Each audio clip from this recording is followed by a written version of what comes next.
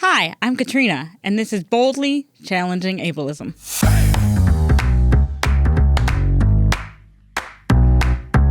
I'm your host, Katrina Simons. I'm the Community Program Specialist at the Institute on Community Integration at the University of Minnesota. This program explores various topics that impact people with disabilities in our community. Each episode addresses a different aspect of our society within the context of ableism. Ableism is the prejudice that stems from the belief or belief system that assumes someone is less capable or less worthy because of a real or perceived difference in ability or function. On this program, we hope to answer some questions you may have been afraid to ask, or maybe some you didn't even know you had. Thanks for joining us. I hope you enjoy the conversation.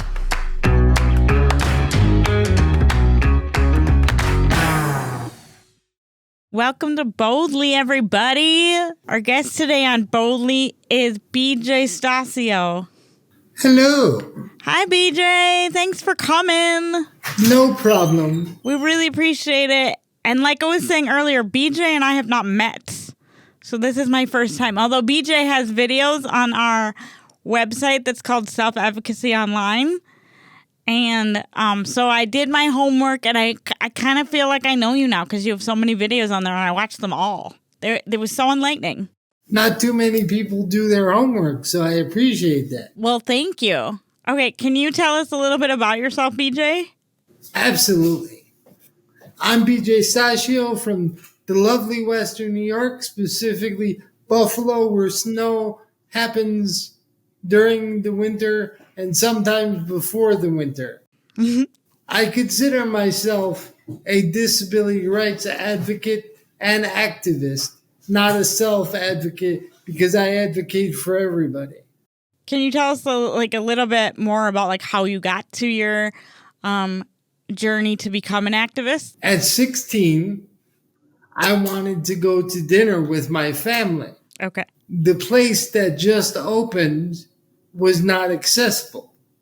So I called them. I said I would like to get into your restaurant because my family loves Greek food. I could care less for Greek food, but it wasn't about me. It was about being with them. Okay. So when I asked them, why do I have to go through the kitchen? And they showed me the front. It had stairs, even though the ADA was just passed, and they could have put a ramp in, and they refused. We're talking 91 or 92 here for this one? Yes. Just for context for some of our listeners, the ADA was passed in 1990, and the ADA is the law or the set of laws that makes it so that every public establishment needs to be accessible. So I decided to get a group of my friends with disabilities together so we could protest the lack of access. And I chose to do something pointed and so controversial and probably not smart. The cement in front of the restaurant was not dry yet. Oh my. So I drove into the not dry sidewalk with the cement, and it dried around my wheel. So I'm just going to paint a little picture. So you're in a power wheelchair, right? That is correct. So it has two drive wheels, which are usually 14 to 16 inches. Some are 12, but mostly 14 to 16. And then it has two casters in the front. And then it would maybe have two casters in the back and maybe not. But it would have tread. So the cement would kind of get stuck in the tread, and the treads would make marks in the cement. That is correct. Yes. So driving through it is kind of a big deal. They weren't too happy. Right. So they realized they had to find 4 people to get me out. And it made me laugh so much because they were struggling and couldn't figure it out. Because I didn't tell them where my manual brakes were. Right. Because I wanted them to learn a lesson. Right, because you had to commit now that you had driven through the cement. Yes. Right. And I go back to the restaurant now, and it still doesn't have a ramp. So every chance I get, I tell people with developmental disabilities like myself not to go there. Okay. Believe me, when the Godfather says not to go there, they don't. Okay, so that was in like 92. Yes. So talk a little bit more about what happened next in your journey. I ended up taking a class trip later that year, which was extremely boring, to be honest, because I knew about history, so nobody had to tell me again. And I was like, where's the fun if we travel all the way from Western New York to Washington? And it happened to be the day of the signing of the ADA in the Rose Garden. Okay. So I saw a group of people with disabilities going toward the White House. I said that would be more fun than sitting here learning about history. So I did that. I was gone for like 4 hours and nobody knew I was gone until I returned to the hotel and told them I have fun and thank you. Okay, and there wasn't like somebody that was supposed to be like, making sure you didn't wander off from the group or something? Of course there was. Okay. But I told my friend of 40 years now to look out for me and not tell anyone. Okay. And he laughed. He said, that would be more fun than telling them where you are. So he played along. So he kind of is like me and likes to stir up trouble.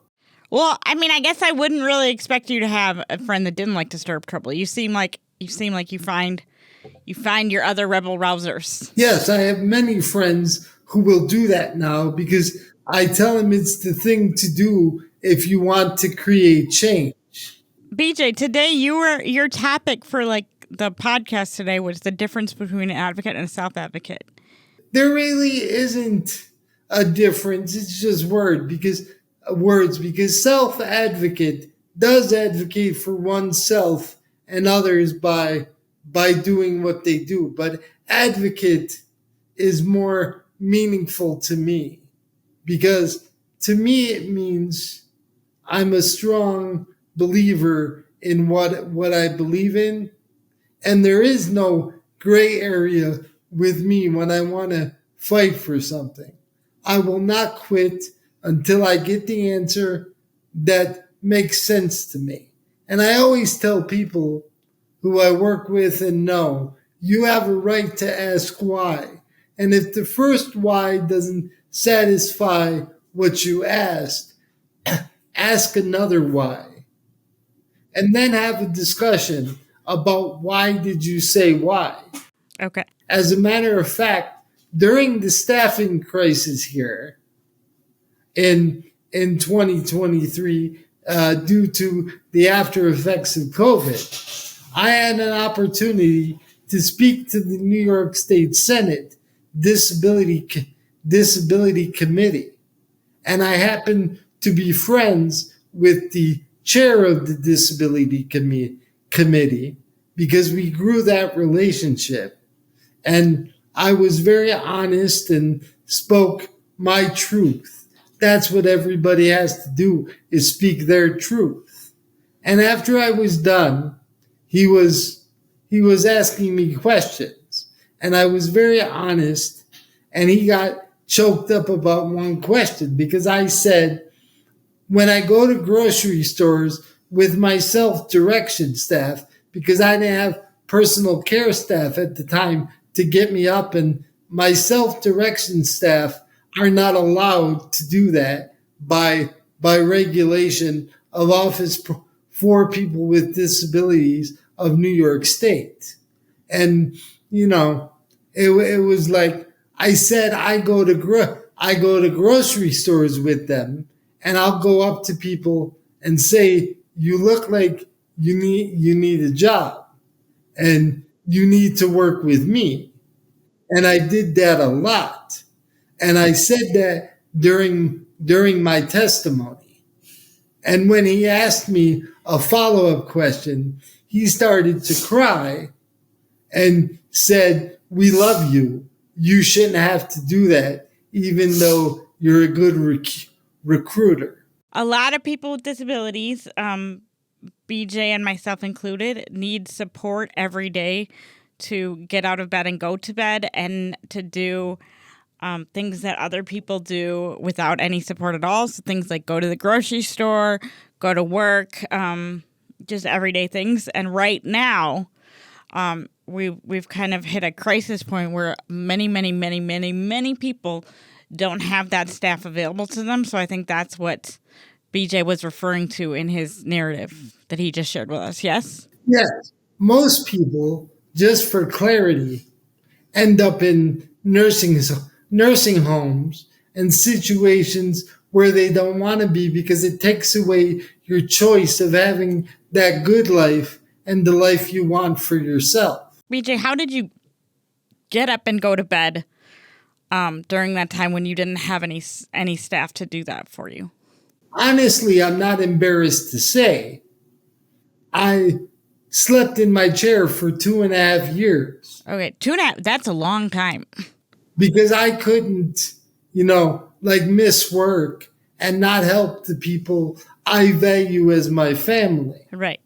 I had to be there for them because nobody else would be or could be, because I was the only one really who understand their situation. Because group home staff, and I don't mean offense by this statement, but I believe it, don't know how to support someone to live their life in a group home. It's just about getting the job done, make sure they're fed and safe. Like, I remember a story where somebody saw my tattoos and he said to me, I'd love to get tattoos, but the team who supports me said no.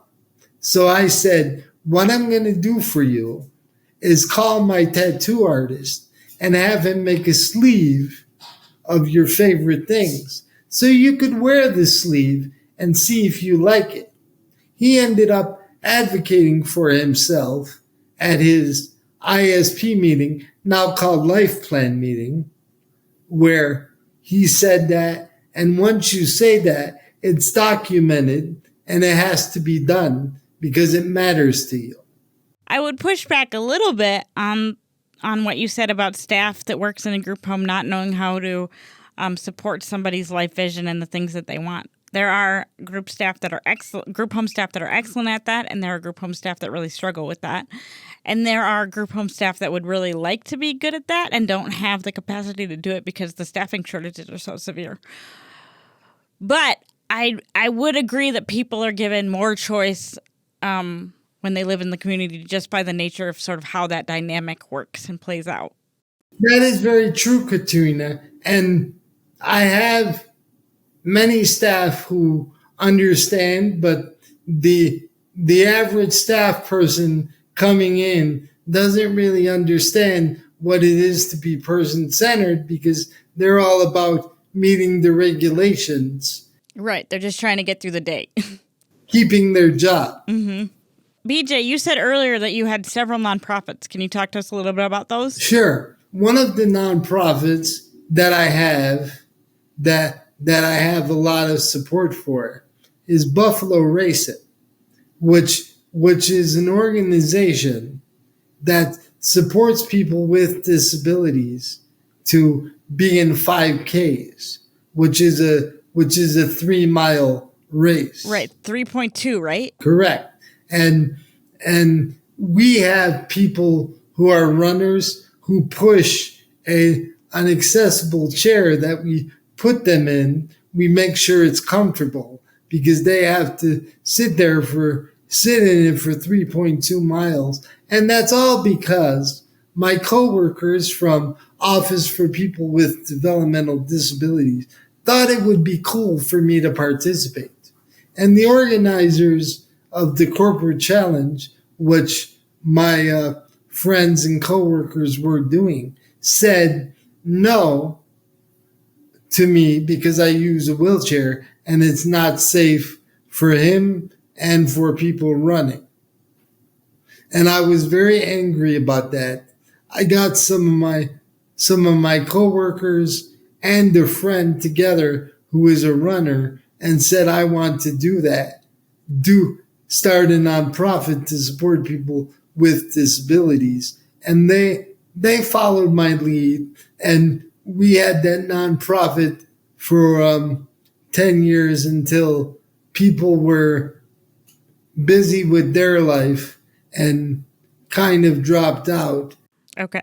And the other nonprofit, which just became a nonprofit because the paperwork is very difficult to fill out, is Art of Advocacy, which teaches people the skills to be a better advocate, such as telling your story, because telling your story is very unique to the person. And some people haven't had experience telling their story.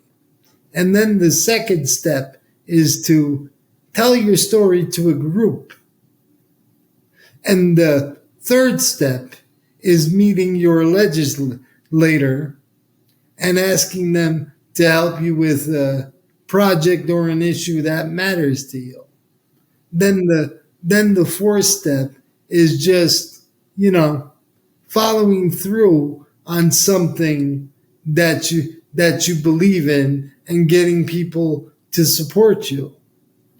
And the fifth step is just meeting all the four steps and becoming a master of advocacy, because you remember and have confidence to do all the previous things that I mentioned.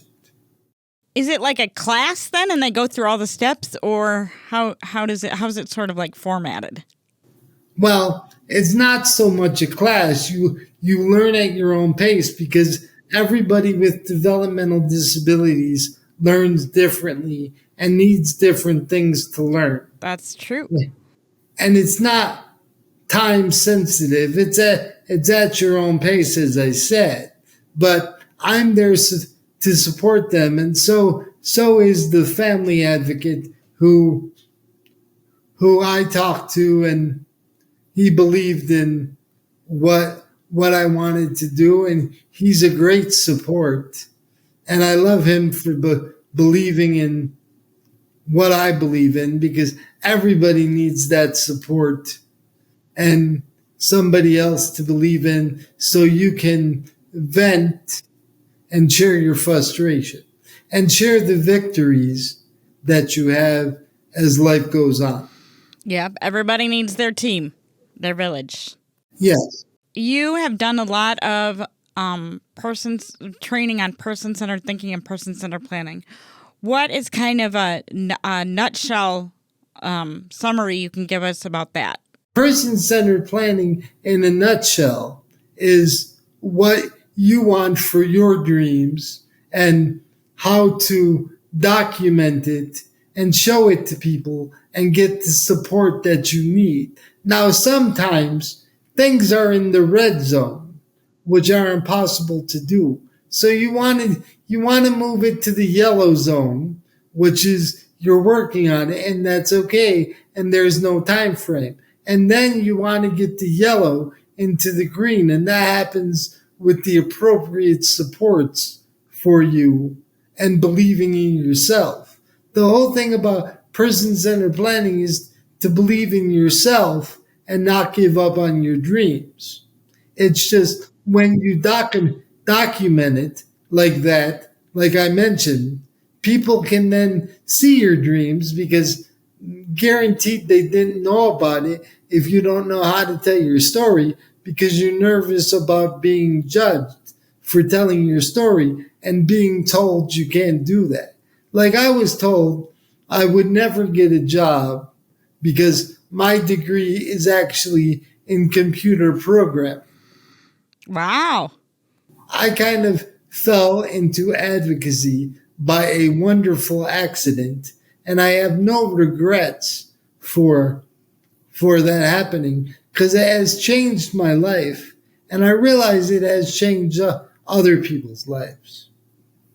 Okay, so I'm going to quick just summarize what I think you said person-centered planning and person-centered thinking is.